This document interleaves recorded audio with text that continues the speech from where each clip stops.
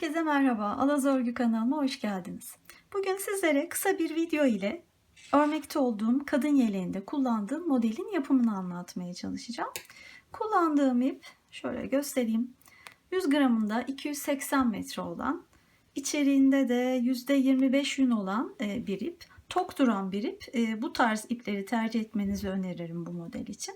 Şiş numarası olarak da 4 numara şiş kullanıyorum.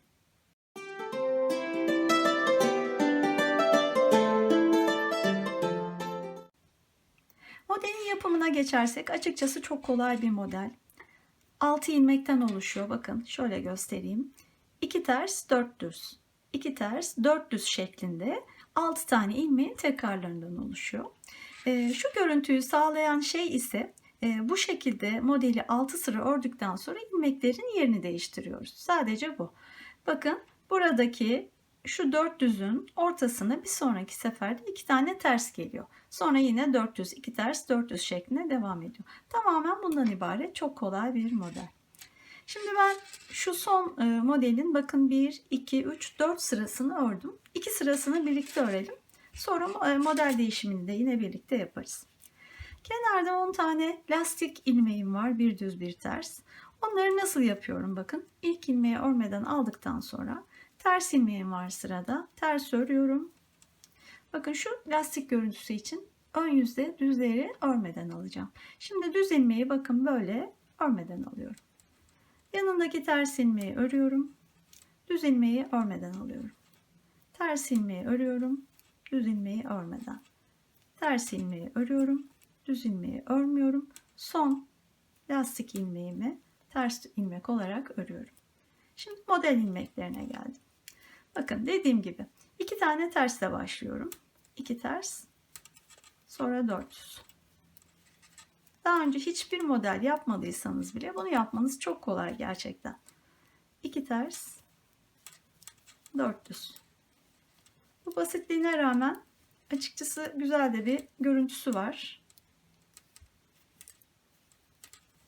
Bu şekilde öreceğim ön yüzü 2 ters 400 şeklinde.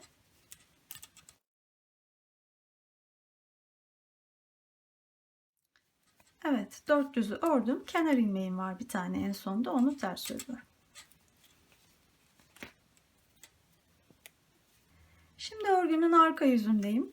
Burada sadece ilmeklerin düz ve ters olmalarına dikkat ederek öreceğim. Bakın kenar ilmeğinden sonra şimdi ön yüzde 4 tane düz örmüştüm en son. Onlar şu an benim önüme ters olarak geldiler. 4 tane ters. Ardından diğer yüzde 2 tane ters olan ilmek bu yüzde 2 tane düze dönüştü. 2 tane düz. Yani arka yüzde şöyle örüyorum. 4 ters. Ardından 2 düz.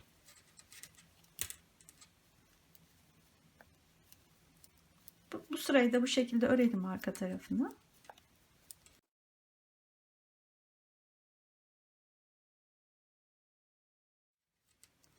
En son 2 düzü ördüm. Lastik ilmeklerine geldim. Bu lastik modelinde arkada bütün ilmekleri oldukları gibi örüyoruz. Düz ilmek var ilk önce. Düz örüyorum. Sonra ters. Bir düz bir ters örerek lastiği tamamlıyorum.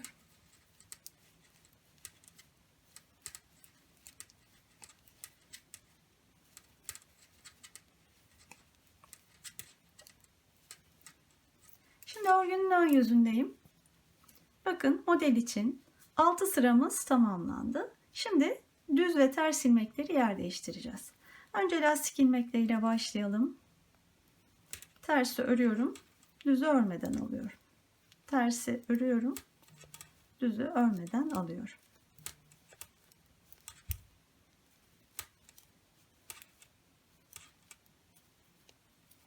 Evet, bakın nasıl değiştireceğim. Bakacağım şey şu 4 tane düz ilmeğin ortasına 2 tane ters ilmeği kondurmak. Yani şöyle bakın. Şuradan başlıyor 4 tane düz ilmeğin. 1, 2, 3, 4.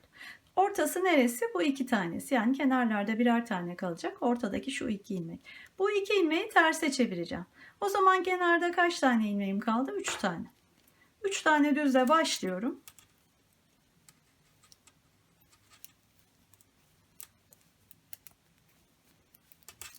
Şimdi ortasındayım o 4 tane ilmeğin. 2 tane ters örüyorum. Bundan sonra artık 4 tane yine aralardaki tersler, düzler 4 tane olacak. Zaten de bir sonraki bakın 4 tane ilmeğin ortadaki 2 ilmeğine kadar, onlar çünkü ters olacak. Arada 4 tane ilmeğim var. 4 düz.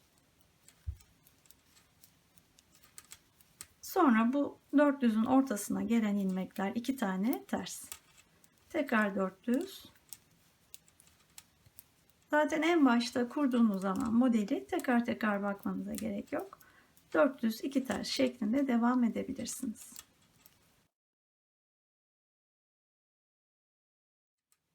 İki tane ters ördüm.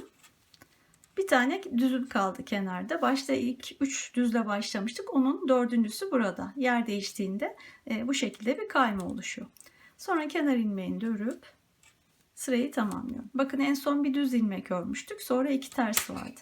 Şimdi arka sırada onlar tam ters olacak. Kenar ilmeğinden sonra bir tane tersle başlıyorum. Sonra 2 düz.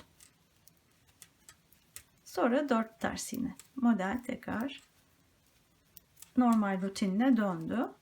2 düz 4 ters şeklinde arka sırada. 2 düz 4 ters. Bu sırayı da böyle tamamlayalım.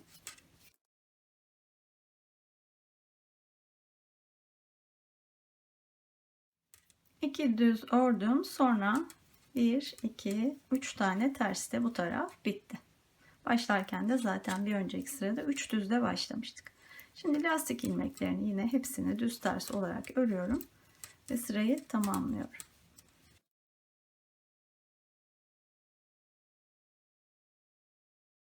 Şimdi bu son ördüğüm bir ön bir arka sıra, toplam 2 sıra oldu. Bu 2 sırayı 4 sıra daha örerek 6 sıraya tamamlayacağım. Bu modelim tamamlanmış olacak. O 6 sıradan sonra yine düzlerin tam ortasına 2 tane ters gelecek şekilde ilmeklerinin yerini değiştireceğim ve bir sonraki modele geçeceğim. Bakın bunun sonucunda şöyle bir görüntüsünü elde ediyoruz modelin. Oldukça güzel, kolay ve şık bir model. Dediğim gibi bu modeli bir sonraki videoda anlatımını yapacağım. Yelekte kullanacağım ben. Kısaca burada yapımını anlatmaya çalıştım sizlere. Umarım faydalı olmuştur. Böylece bu videoda anlatacaklarımın sonuna geldim. Beni izlediğiniz için çok teşekkür ederim. Kanalımı takip etmeyi unutmayın lütfen. Beğeni ve yorumlarınızı esirgemeyin. Bir sonraki videoda görüşünceye dek hoşça kalın. Sevgiyle kalın.